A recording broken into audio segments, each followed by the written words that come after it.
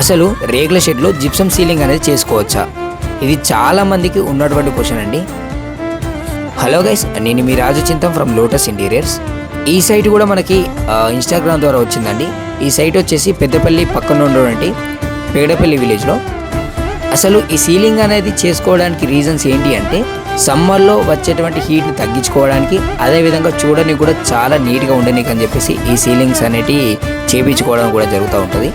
ఈ విషయానికి వస్తే ఎండాకాలంలో ఈ రేకుల షెడ్లో ఉన్న వాళ్ళు చాలా అంటే చాలా ప్రాబ్లమ్స్ ఫేస్ చేస్తూ ఉన్నారు. ఇంట్లో కూడా ఉండలేకపోతున్నారండి. ఎటువంటి ఏసీ పాయింట్స్ పెట్టుకున్నా కూడా చాలా వరకు ఏంటి అంటే ఈ కూల్ కూడా అవనికి కూడా అవకాశం ఉండట్లేదు. సో వాళ్ళు ఏం చేయాలో తెలియని సిచ్యువేషన్స్లో ఏం చేస్తున్నారంటే డైరెక్ట్గా జిప్సమ్ సీలింగ్ అనేది చేసుకుంటూ ఉన్నారు.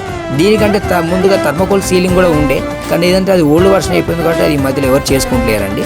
సో దానికి బదులు ఏం చేస్తున్నారు, డైరెక్ట్గా జిప్సమ్ సీలింగ్ అనేది చేసుకుంటూ ఉన్నారు. అది సమ్మర్ సీజన్లో ఓకే, బట్ ఆ తర్వాత వచ్చే సీజన్స్లో మాత్రం తప్పకుండా వర్కౌట్ కాదు. ఎందుకంటే పైనుంచి వాటర్ డ్రాపేజ్ పడడం వల్ల అది థర్మైట్ వచ్చేసి పడిపోయే అవకాశాలు చాలా వరకు ఉంటాయి.